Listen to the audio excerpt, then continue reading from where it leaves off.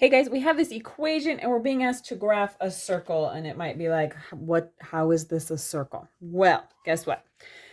This is the standard form of a circle, okay? And luckily our equation is already in standard form. So if you can think back to graphing lines, you always liked it to be in slope-intercept form, right? Y equals mx plus b, because when it was in that form, it was super easy to see what you needed.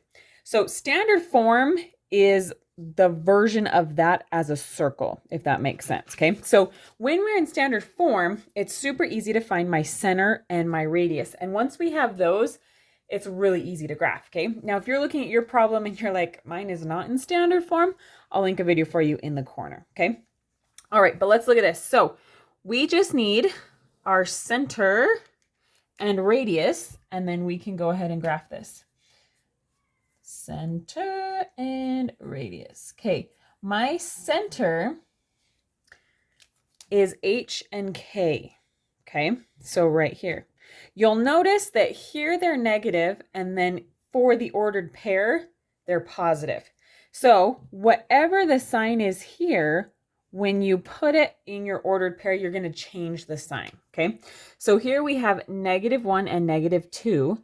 So my center is going to be 1 and 2. Okay. Now, if one of or both of those had been positive, we would have changed the one that was positive to a negative. Okay. Now we just need our radius. So right here, I have 49, but 49 isn't my radius.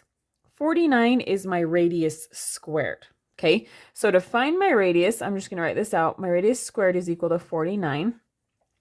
To get rid of that squared, we're going to take the square root of both sides.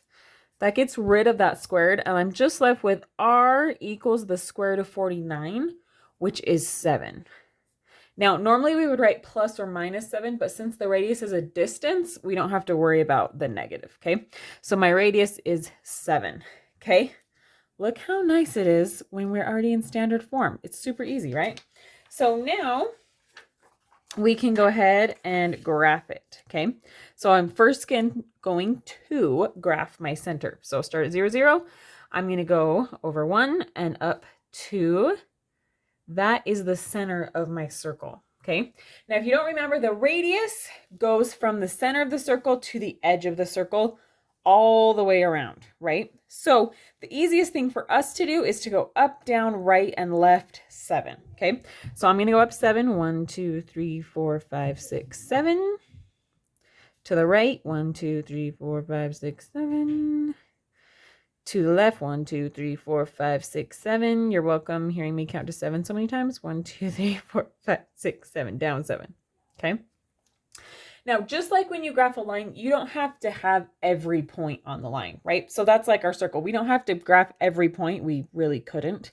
But having 4 gives us a pretty good idea of what this circle looks like, right? Now, mine's not going to be perfect, but this circle is going to look a little something like that, right?